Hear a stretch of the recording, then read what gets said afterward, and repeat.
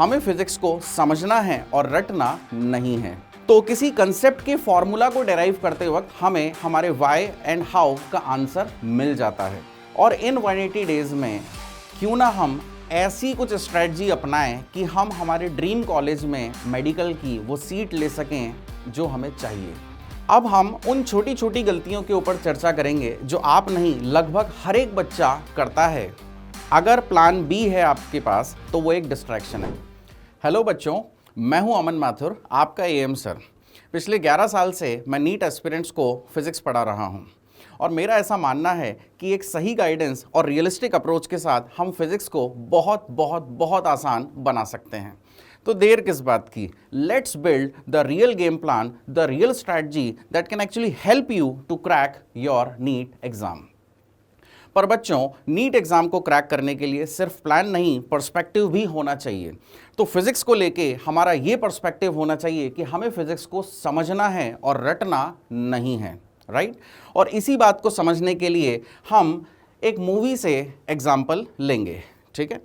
तो I am sure आप सभी ने 3 इडियट्स मूवी तो देखी ही होगी और आप इस मूवी के कैरेक्टर्स को भी जानते होंगे, इस मूवी की कहानी, इस मूवी के गाने, इस मूवी के डायलॉग्स आई एम श्योर आप सभी बच्चों को पता होंगे, याद होंगे। और आप में से कुछ बच्चे तो इस मूवी के गाने गुनगुनाते भी होंगे, राइट? तो जैसे कि ये है रणछोड़ दास शामक दास चांचड़ उर्फ फुनसुख वांगड़ू, और ये हैं इनके 2 दोस्त फरहान कुरैशी और राजू रस्तोगी। और आई एम श्योर आप वीरू सहस्त्रबुद्धे यानी कि वायरस को भी जानते होंगे। सिमिलरली चतुर रामलिंगम को कौन भूल सकता है, द साइलेंसर, वो भी आपको याद ही होगा, है ना? तो आप जरा इस बात पे गौर कीजिए कि ये मूवी कौन से साल रिलीज हुई थी। This movie released 16 years back, आज से 16 साल पहले ये मूवी रिलीज हुई थी। और सोचिए आपको अभी तक इस मूवी की सब बातें याद हैं। अच्छा, उन बच्चों के बारे में भी बात कर लेते हैं जिन्होंने लेट सपोज कि 3 इडियट्स मूवी नहीं देखी है। तो बच्चों, आप कोई ऐसी मूवी के बारे में सोचो जो आपने आज से कुछ सालों पहले देखी होगी, and I am very much sure कि आपको उस मूवी की काफ़ी सारी बातें याद होंगी आज भी। Now the point which I want to make here is, जब आप ये मूवी देख रहे थे तो क्या आपके पास पेन था, क्या आपके पास नोटबुक थी, क्या आप इसके नोट्स लिख रहे थे? तो जवाब होगा नहीं। आप तो मूवी एंजॉय कर रहे थे, आप मूवी समझ रहे थे, आप मूवी से कनेक्ट हो रहे थे, आप मूवी को फील कर रहे थे, राइट? तो फिजिक्स क्यों भूल जाते हो भाई? सिंपल सी बात है, आप मूवी को समझ के देखते हो और फिजिक्स को रट कर पढ़ते हो। तो just recall our physics perspective over here. हमें फिजिक्स को समझना है और रटना नहीं है, राइट? यानी कि हमें बच्चों कामयाब होने के लिए नहीं, काबिल बनने के लिए पढ़ना है, और सक्सेस तो झक मार के हमारे पीछे आएगी ही आएगी। सेम कहानी फिजिक्स में भी है। अगर आप कंसेप्चुअली स्ट्रांग बन जाओगे तो मार्क्स तो आपको फॉलो करेंगे ही करेंगे। तो सर, हम कैसे काबिल बने और हम कैसे फिजिक्स में मास्टरी हासिल करें? तो आइए बच्चों, फिजिक्स को समझने के लिए आपको सबसे पहले समझना पड़ेगा कंसेप्ट विजुअलाइजेशन। फिजिक्स में मास्टरी करने के लिए कंसेप्ट विजुअलाइजेशन होना बहुत ज़्यादा ज़रूरी है। सर कैसे? देखिए बच्चों, आपको जैसे क्लास में कोई भी टॉपिक पढ़ाया जा रहा है तो उसके कंसेप्ट किस तरह से विजुअलाइज किए जाए, मैं आपको एक एग्जाम्पल से बताता हूँ। जैसे कि अगर मैं आपको रिवर मैन प्रॉब्लम पढ़ाता हूँ क्लास में, तो आपको ये विजुअलाइज होना चाहिए कि मैन के स्विम करने के एफर्ट किस डायरेक्शन में है और रियलिटी में वो किस डायरेक्शन में स्विम कर रहा है। अगर ये हम विजुअलाइज कर पा रहे हैं तो हम इस कंसेप्ट के ऊपर हमारी ग्रिप हो जाएगी। इसी तरह से अगर मैं आपसे कहता हूं कि a ball is projected from a ground with an angle theta, तो ऑब्वियसली सर ये एक पैराबोलिक ट्रेजेक्ट्री लेगा। बिल्कुल सही बात है। तो अब जब ये पैराबोलिक ट्रेजेक्ट्री बना रहा है तब यहां पे वेलोसिटी के कंपोनेंट्स किस तरह से चेंज हो रहे हैं, इस बात को विजुअलाइज करना ही कंसेप्ट विजुअलाइजेशन होता है। एक और एग्जांपल देता हूं। सपोज एक पार्टिकल है जो अपनी मीन पोजीशन के अबाउट ऑसिलेट कर रहा है, तो उसकी मीन पोजीशन और एक्सट्रीम पोजीशन पे काइनेटिक और पोटेंशियल एनर्जी कब मिनिमम हो रही है, कब मैक्सिमम हो रही है, या कब कम ज़्यादा हो रही है, बढ़ रही है, घट रही है। अगर इस बात का विजुअलाइजेशन हमें आ रहा है तो हम कंसेप्ट को समझ पा रहे हैं, उस पर ग्रिप बना पा रहे हैं, right? Now the next thing is logic derivation. तो देखिए, किसी भी कंसेप्ट को समझने के लिए हमें उसका फॉर्मूला डिराइव करना पड़ता है। And curious mind like you wants to know the answer of why and how, why this happened, how this happened. Obviously हम सब जानना चाहते हैं, है ना। तो किसी कंसेप्ट के फॉर्मूला को डेराइव करते वक्त हमें हमारे वाई एंड हाउ का आंसर मिल जाता है, क्योंकि जब हम किसी फॉर्मूला को डेराइव करते हैं तो हमें एक एक स्टेप को विजुलाइज करना पड़ता है। हम एक पैरामीटर की वजह से दूसरे पैरामीटर के ऊपर किस तरह से अफेक्ट आ रहा है ये बात भी हम वहां पे समझ पाते हैं, और साथ ही साथ हम एक चीज डेवलप करते हैं जिसे मैं कहता हूं फिजिकल इंट्यूशन या आपकी गट फीलिंग, जिससे आप ये डिसाइड कर पाते हैं कि फिजिक्स में क्या चीज सही है और क्या चीज गलत है। Then comes application in numericals. देखिए, अब जो कुछ भी आपने कंसेप्ट को पढ़ा है, सीखा है, समझा है, उसको हमें उसके बेसिस पे हमें न्यूमेरिकल्स को सॉल्व करना चाहिए, ठीक है। यानी कि हमें हमारी प्रॉब्लम सॉल्विंग स्किल्स को अब इंप्रूव करना चाहिए। देखिए, सक्सेस का सिंपल सा मंत्र है स्पीड ऑफ इंप्लीमेंटेशन। जो कुछ भी आपने सीखा है उसको इंप्लीमेंट कर दीजिए अब, simple. Then next comes is revision via one page notes. देखिए, जो कुछ भी आपने फिजिक्स में पढ़ा है, जो भी टॉपिक आपका कंप्लीट हो चुका है, try to make its one page notes. देखिए, ये बड़ा इजी और इफेक्टिव मेथड है किसी भी कंसेप्ट को रिवाइज करने के लिए, किसी भी टॉपिक को रिवाइज करने के लिए। और एग्जाम के लास्ट मोमेंट में भी अगर हमें रिवीजन करना है तो वन पेज नोट्स आपको बहुत ज़्यादा हेल्प करने वाला है। Now comes the 3P framework of physics, which is prepare, practice and perform. देखिए, सिंपल सी बात है, बिना प्रिपरेशन के प्रैक्टिस अधूरी है और बिना प्रैक्टिस के परफॉर्मेंस बेकार है। मेरे ख्याल से आप मेरी बात समझ रहे होंगे। जैसा कि आपने यहाँ पे देखा, कंसेप्ट विजुअलाइजेशन और लॉजिक डेरिवेशन में आपने अपनी प्रिपरेशन करी है, फिर आपने न्यूमेरिकल्स को सॉल्व करके अपनी प्रैक्टिस को आपने इंप्रूव किया है। नाउ इस प्रैक्टिस को परफॉर्मेंस में कन्वर्ट करने का समय आ गया है, यानी कि अब आप टेस्ट देंगे, सेल्फ एनालिसिस करेंगे और अपनी परफॉर्मेंस में सुधार लेकर के आएंगे। This is the 3P framework of physics, right. तो बहुत बढ़िया, शानदार। आपको अगर ये बात समझ में आ गई है तो now let's move on to the next slide, जहां पे हमें स्ट्रेटजी और क्लैरिटी दोनों के दोनों मिलने वाली है। देखिए, जब आपके एफर्ट्स और हमारा गाइडेंस जब साथ में आता है तो ये बनता है एक परफेक्ट कॉम्बिनेशन, और जब इसमें जुड़ जाती है शार्प स्ट्रेटजी तो निकल के आता है रिजल्ट, टॉपर वाला result. Because toppers don't study randomly, they study strategically, right. So let's try to decode the NEET physics in a more realistic way through a proper data analysis. देखो भाई, हम physics वाले हैं, we know how to play with numbers. तो देखिए, अभी तक आपने जो कुछ भी फिजिक्स में देखा है वहां पे आपने ये बेसिकली आपने अभी तक की वीडियो में ये समझने की कोशिश की है कि फिजिक्स को समझना कैसे है। अब हम ये जानना चाहते हैं कि फिजिक्स को हम कितना डेप्थ में पढ़ें, ताकि हमें ये पता चल सके कि किस टॉपिक का नीट एग्जाम में कितना कंट्रीब्यूशन रहता है। तो बच्चों, ये जानने के लिए आपको ये पता होना चाहिए कि फिजिक्स में हमारे कौन कौन से चैप्टर्स होते हैं। तो देखिए, हमने पूरी फिजिक्स को इन 6 चैप्टर्स में ब्रेक किया हुआ है। Mechanics, thermal physics, oscillations and wave, electrodynamics, optics, modern physics and semiconductor, ठीक है। तो हम इनका अब कंट्रीब्यूशन देखेंगे नीट एग्जाम में क्या रहता है। और यहाँ से अब मैं जो कुछ भी आपको बताऊंगा तो मैं एक बात बहुत ही अच्छे से आपको क्लियर कर दूं कि हम ये एनालिसिस जो लेने वाले हैं वो किसी एक नीट एग्जाम का नहीं है, ये पिछले 10 सालों का क्यूमुलेटिव एनालिसिस है जो हम अब यहाँ पे देखने जा रहे हैं। तो हमने ऐसा देखा है हमारे एनालिसिस में कि मैकेनिक्स से अप्रॉक्सीमेटली 30% वेटेज रहता है। और मैकेनिक्स में कौन कौन से टॉपिक्स कवर होते हैं वो ये रहते हैं। देखिए, मैं अपनी बात को एक छोटे से एग्जांपल लेकर के और आपको कन्वे करूंगा so that you will focus more on this particular thing कि हमें फिजिक्स में डेप्थ एनालिसिस करना चाहिए कि नहीं करना चाहिए। देखिए, अगर कोई एक बच्चा है जो कि बहुत ईमानदारी से डेली क्लास आता है, सारी बातें सुनता है, समझता है, ठीक है, बहुत एक्टिव है, लेकिन समहाउ जब सर सेंटर ऑफ मास पढ़ा रहे थे और स्पेशली जिस दिन सर ने कॉलिजन पढ़ाया था उस दिन वो बच्चा एब्सेंट हो गया ड्यू टू सम रीजंस, और जिस दिन वो वापस आया सर तो उस दिन रोटेशनल मोशन चालू कर रहे थे। तो अब क्या हुआ, इस बच्चे का मोरल डाउन हो गया। इस बच्चे को लगा कि यार मेरे पास तो बैकलॉग्स आ गए हैं, मुझे उनको प्रिपेयर करना है, और इसी कारणवश वो अगले टॉपिक को कम इंटरेस्ट से सुनता है और समझता है, जबकि ऐसा नहीं करना चाहिए, क्योंकि ऐसा करके वो अपने बैकलॉग्स कम नहीं कर रहा, उल्टा और बैकलॉग्स बढ़ा रहा है। अब यदि इस बच्चे को ये बात पता होती कि सर सेंटर ऑफ मास में तो बस 2% ही वेटेज होता है, तो वो बच्चा इतना परेशान नहीं होगा, इतना स्ट्रेस में नहीं आएगा जितना वो आ चुका होगा, राइट। तो अगर हमें ये बात पता रहेगी कि किस टॉपिक का कितने % का वेटेज होता है नीट में, तो हम हमारी तैयारी को और अच्छे से कर सकते हैं, राइट। तो देखिए 30% वेटेज का मतलब है कि मैकेनिक्स से लगभग 12 से 13 सवाल पूछे जा सकते हैं।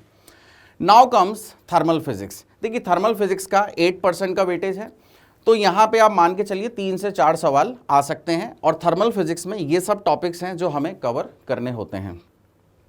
Now comes oscillation and waves. यहां पे हमें एसएचएम और वेव मोशन के ऊपर फोकस करना पड़ेगा। इनका टुगेदर कंट्रीब्यूशन है 6% का। यहां पे भी 2 से 3 क्वेश्चन लगभग नीट एग्जाम में वेटेज रख सकते हैं, ठीक है।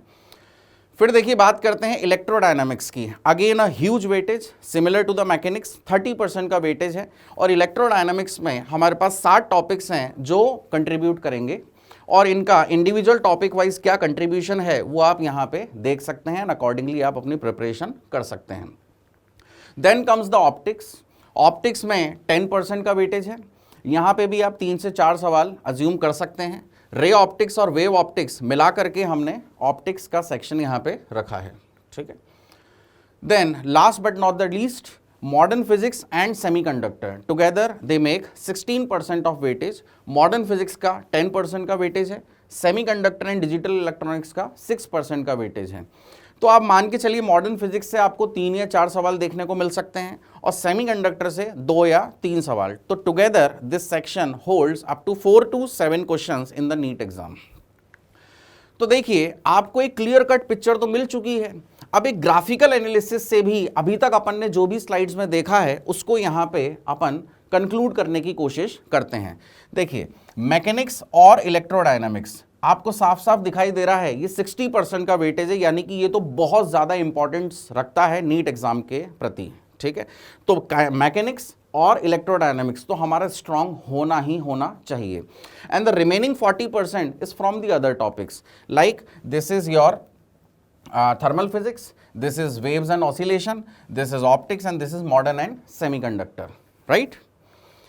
और साथ ही साथ देखिए मैं यहाँ पे आपको एक और बात बताता हूँ इस वाले ग्राफ से, कि आप देख सकते हैं कि क्लास 11th का 44% का कंट्रीब्यूशन है और क्लास 12th का 56% का, और ऐसा लगभग हर पेपर में ही देखा गया है कि 12th क्लास से थोड़े से क्वेश्चन ज़्यादा आते हैं और 11th क्लास से कम आते हैं, ठीक है।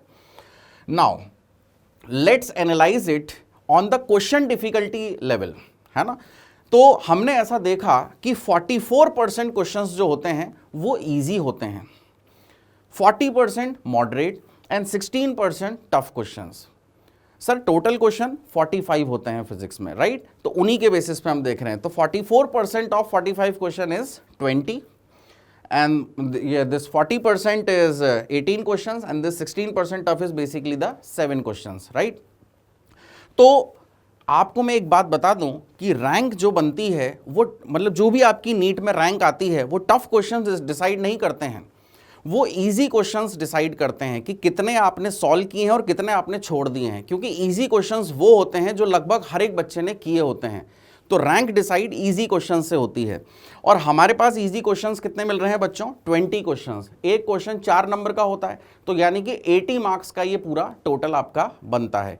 तो यानी कि हमें एक बेंचमार्क यहाँ पे सेट करना पड़ेगा कि 80 मार्क्स तो हमारे बेयर मिनिमम मार्क्स हैं, इससे कम तो आने ही नहीं चाहिए। बच्चों ये जो 20 क्वेश्चंस होंगे आपके इजी सेक्शन में, ये फॉर्मूला बेस्ड होंगे, ये थ्योरेटिकल क्वेश्चंस होंगे। यहाँ पे मार्क्स सिक्योर करना बहुत बहुत बहुत आसान है, ठीक है। इसीलिए हम 80 मार्क्स को अपना एक बेंचमार्क बना रहे हैं। साथ ही साथ मैं यहाँ पे आपको एक छोटी सी टिप भी देना चाहूँगा, बड़ी इंपॉर्टेंस रखती है ये एग्जाम पॉइंट ऑफ व्यू से। Skipping a question is an art, it's a strategy not your weakness. Question को छोड़ना भी एक कला है, और ये आपकी स्ट्रेटजी का एक पार्ट है, ना कि आपकी कोई वीकनेस है। समझे इस बात को। नीट 2025 में फिजिक्स में कुछ क्वेश्चंस लेंदी आ गए थे, तो बच्चे उन क्वेश्चंस को सॉल्व करने में लग गए। ऐसा करने की वजह से क्या हुआ, उनका ओवरऑल पेपर पूरी तरह से सॉल्व ही नहीं हो पाया। इस वजह से उनकी रैंक में थोड़ा सा उनको डिप देखना पड़ा।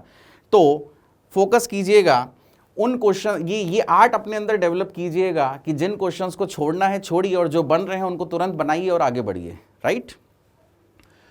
नाउ मैं ऐसा मानता हूं कि एक अज्यूम करते हैं एक ऐसी बात कि लेट सपोज कि आप कल से ही अपनी तैयारी चालू करना चाहते हैं, तो मोर और लेस हमारे पास 6 महीने का समय है, जो कि कम नहीं होता है, बहुत अच्छा समय है, यानी कि 180 डेज हैं। और इन 180 डेज में क्यों ना हम ऐसी कुछ स्ट्रेटजी अपनाएं कि हम हमारे ड्रीम कॉलेज में मेडिकल की वो सीट ले सकें जो हमें चाहिए, राइट। तो जैसा कि आप जानते हैं कि नीट का जो एग्ज़ाम होता है ये स्पीड एंड एक्यूरेसी का होता है, तो हमें प्लान भी उसके अकॉर्डिंग बनाना ही पड़ेगा बच्चों। तो मैंने आपके लिए एक प्लान तैयार किया है जो कि हमारे 3P फ्रेमवर्क के ऊपर बेस्ड है। क्या था 3P framework? Prepare, practice and perform. तो देखिए मैंने इसको ना 3 फेज में ब्रेक किया है। आपके 180 डेज को मैंने 3 फेज में ब्रेक किया है। जो पहला फेज है वो है 90 डेज का, यानी कि 3 मंथ्स का। ये है हमारा प्रिपरेशन जोन। यहाँ पे 3 महीने हमें लग के तैयारी करनी है। वो सभी टॉपिक्स हमें तैयार करने हैं जो हमारे वीक हैं, और हमें उन टॉपिक्स के ऊपर एटलीस्ट 50 क्वेश्चंस अ डे, या किसी सब्जेक्ट की बात कर ली जाए, किसी पर्टिकुलर सब्जेक्ट की, कि आपको 50 क्वेश्चंस पर डे तो क्वेश्चन सॉल्व करने, तो तीनों सब्जेक्ट मिला ली जाए तो 150 questions a day you have to solve. This is the minimum. और जो जो टॉपिक आप अपने कंप्लीट करते जाएं इन 3 महीनों में, उनके आप 1 पेज नोट्स बनाएं, और जो भी बेसिक MCQs होते हैं उनको आप यहाँ पे सॉल्व कीजिए, right. Then next come phase 2। ये हमने 2 महीने का रखा है, 60 डेज का।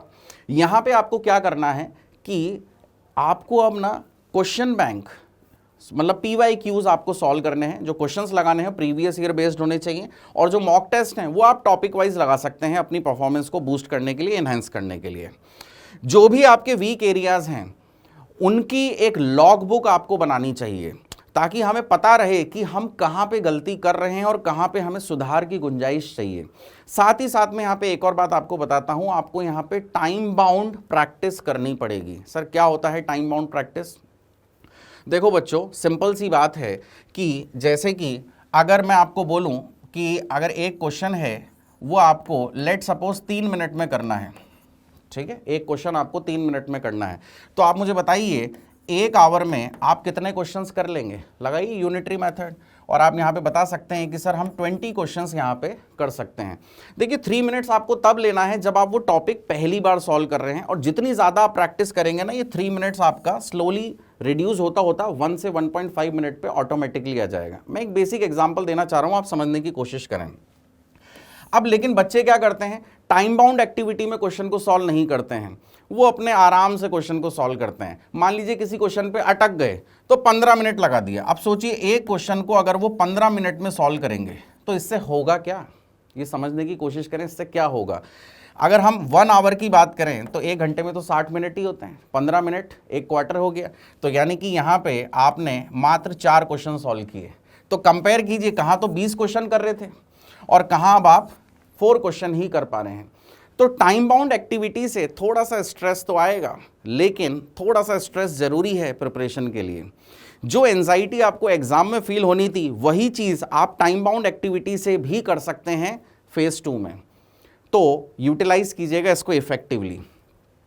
Now next thing which we want to see is phase 3। देखिए फेज 3 जो होगा वो 1 महीने का होगा, 30 डेज का होगा। ये है हमारा परफॉर्मेंस वाला फेज, यानी कि अब हमें यहाँ पे है ना हफ्ते में 3 या 4 मॉक टेस्ट फुल सिलेबस वाले देने हैं, और हमारी परफॉर्मेंस को एनालाइज करना है हमें, राइट।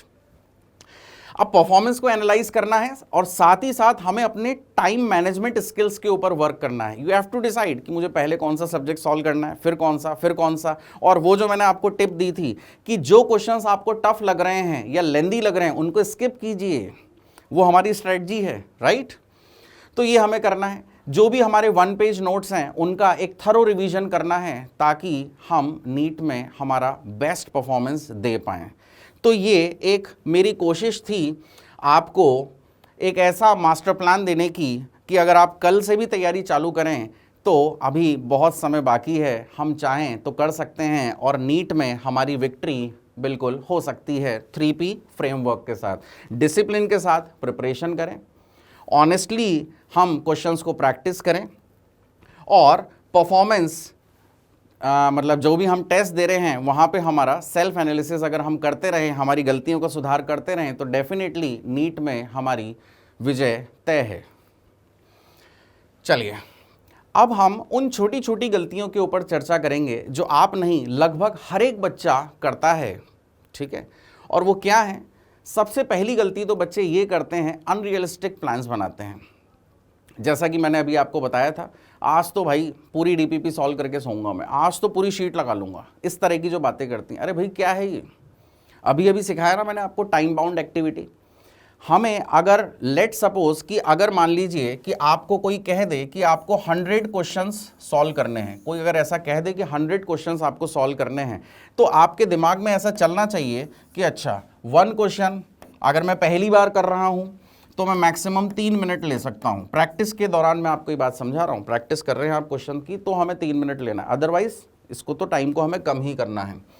तो 100 क्वेश्चंस के लिए टोटल टाइम कितना लगा सर? 100 क्वेश्चंस के लिए आपको यहाँ पे टाइम इलैप्स होगा बच्चों 300 मिनट्स। तो सर कितने आवर्स हो गए? इसको 60 से डिवाइड कर दीजिए, तो यानी कि लमसम 5 आवर्स। तो देखिए आपको एक इफेक्टिव आइडिया लग गया कि यार 5 घंटे तो चाहिए मुझे 100 क्वेश्चन लगाने के लिए।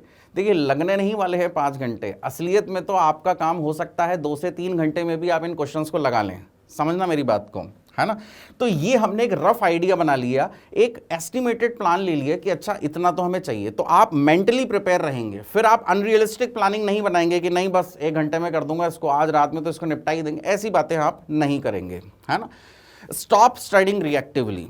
टेस्ट के पहले और टेस्ट के बाद आप अचानक से बहुत जुनूनी बन जाते हैं कि आज तो भाई ये कर लेंगे, आज तो ये कर लेंगे, ऐसा नहीं होना चाहिए। आपको प्रोएक्टिव स्टडी करनी चाहिए, एक कंसिस्टेंसी के साथ अपनी पढ़ाई को आगे बढ़ाना चाहिए। देखिए रिवीजन आपको डेली करने की आदत बनानी ही पड़ेगी, ठीक है। मुझे पता है पढ़ी हुई चीज़ों को बार बार पढ़ने में थोड़ी सी दिक्कत तो आती है, लेकिन ये हमारी स्ट्रेटजी का एक पार्ट है, ठीक है ना। अल्टीमेटली हमें डॉक्टर बनना है तो इतना तो हमें करना ही पड़ेगा, क्योंकि अगर हम डेली रिवाइज नहीं करते हैं तो हमारा मोमेंटम लूज होता है और धीरे धीरे आप इनर्शिया ऑफ रेस्ट को अप्रोच करने लग जाते हो, फिर आपको दोबारा मोशन में लाने के लिए डबल से भी ज़्यादा फोर्स देना पड़ता है। तो ऐसा ना करें और रिवीजन अपना प्रॉपर करते रहें। हर दूसरे दिन आपके सोर्सेस बदलते हैं, आज भैया ने कुछ बता दिया, आज दीदी ने कुछ बता दिया। अरे भैया ऐसा नहीं, फोकस जो आपके क्लास के टीचर्स बता रहे हैं, जो बुक्स वो फॉलो करने को कह रहे हैं, जैसा वो पढ़ा रहे हैं उस स्ट्रेटजी को फॉलो कीजिए, ज़्यादा डिस्ट्रैक्ट मत होइए। कंसिस्टेंसी नहीं बना पाएंगे, ठीक है, हमें कंसिस्टेंट रहना है, ठीक है। छोटे छोटे एफर्ट्स बड़े रिजल्ट हमें देते हैं, तो रोज़ाना छोटे छोटे एफर्ट्स प्रॉपर अटेंशन के साथ करते रहें। देन ये एक और बड़ी गलती करते हैं आप कि आधी अधूरी तैयारी के साथ आप एग्ज़ाम देने चले जाते हैं। अरे भैया ऐसा मत करो, ठीक है। कोशिश करो जो भी सिलेबस की डेट है, देखिए ये आपके इनडिसिप्लिन को रिफ्लेक्ट करता है, आपको डिसिप्लिन रहना है, आपको सभी टॉपिक्स के बारे में सभी तरह से इंफॉर्मेशन रहनी चाहिए, उसका फॉर्मूला क्या है, थ्योरी क्या है, फिर एग्जाम में जो पूछेगा वो ठीक है हम करेंगे वैसे। तो पूरी तैयारी से एग्जाम देने के लिए जाएं। अब बात करते हैं आपकी सबसे बड़ी गलती की, जिसको आप शायद महसूस भी नहीं कर पाते होंगे, लेकिन ये लगभग हर बच्चा करता है। एक अप्रिसिएशन ट्रैप में आप फंस जाते हैं। देखिए जो टॉपिक्स हमने आपको पहले पढ़ा दिए, ठीक है, और जो टॉपिक्स आप पढ़ा रहे हैं, तो आपकी क्या मेंटलिटी रहती है कि जो आपने शुरुआत में पढ़े थे, क्योंकि उस समय आपका मोटिवेशन बहुत हाई था, आपको चीज़ें बहुत ज़्यादा समझ में आ रही थी, आपका अटेंशन था, आपका पूरा कंसंट्रेशन था उन चीज़ों को समझने में, तो आप क्या करते हैं, बार बार आप उन्हीं क्वेश्चंस को सॉल्व करते हैं जो टॉपिक्स ईजी होते हैं या जो टॉपिक आपको हमने पहले पढ़ा दिए होते हैं, राइट। और नए टॉपिक्स के ऊपर आप क्वेश्चन उनके रिलेटिव तो बहुत कम लगाते हैं।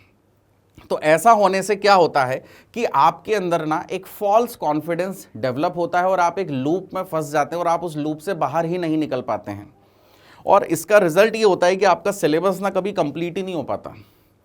तो मेरा आपको ये सजेशन है कि भैया लूप से बाहर निकलो, जो इजी क्वेश्चंस है उनके क्वेश्चंस लगा दिए, रिवाइज कर लिया, अब उनको साइड करो, और जो नए टॉपिक्स आपके चल रहे हैं, जो टॉपिक्स से आपको डर लगता है, जिनको अब आप सीख रहे हो, समझ रहे हो, उनके ऊपर अपने क्वेश्चन सॉल्विंग स्किल्स को या प्रॉब्लम सॉल्विंग स्किल्स को इंप्रूव करना स्टार्ट कर दें, ठीक है। चलिए, plan A is the only victory, simple सी बात है, देखो, ठीक है। अगर प्लान बी है आपके पास तो वो एक डिस्ट्रैक्शन है, बल्कि मैं तो ये बोलूंगा plan B C D up to Z ये सभी के सभी ना डिस्ट्रैक्शन हैं, ठीक है। और ये सभी के सभी प्लान आपको, मतलब प्लान बी से लेके जेड तक, ये सभी आपको कंफर्ट तो दे सकते हैं पर कमिटमेंट नहीं देंगे। और टॉपर बच्चे के पास कभी कोई बैकअप नहीं होता है, सिर्फ एक बिलीफ होता है कि हाँ मैं करूँगा, मैं कर सकता हूँ और मैं करके ही रहूँगा। तो आपको डॉक्टर बनना है और बन के ही रहना है, ये बिलीफ आपके अंदर होना चाहिए। यानी कि आपके पास सिर्फ प्लान ए होना चाहिए। देखिए जब तक प्लान बी है तब तक प्लान ए कभी एग्जीक्यूट नहीं हो पाएगा। और मैं अपनी बात को ये बोल के ख़त्म करूँगा कि सबसे सुंदर दृश्य है खुद की वापसी करना। तो कम बैक करो यार, शो व्हाट यू आर, है ना। और कमेंट करके बताओ कि तुम्हारी क्या स्ट्रेटजी है नीट एग्ज़ाम को लेकर के, और तुम मेरे से कौन कौन सी वीडियोस बनवाना चाहते हो, कौन कौन से टॉपिक्स तुम पढ़ना चाहते हो, ठीक है। और फिर मिलते हैं क्लास में। Thank you.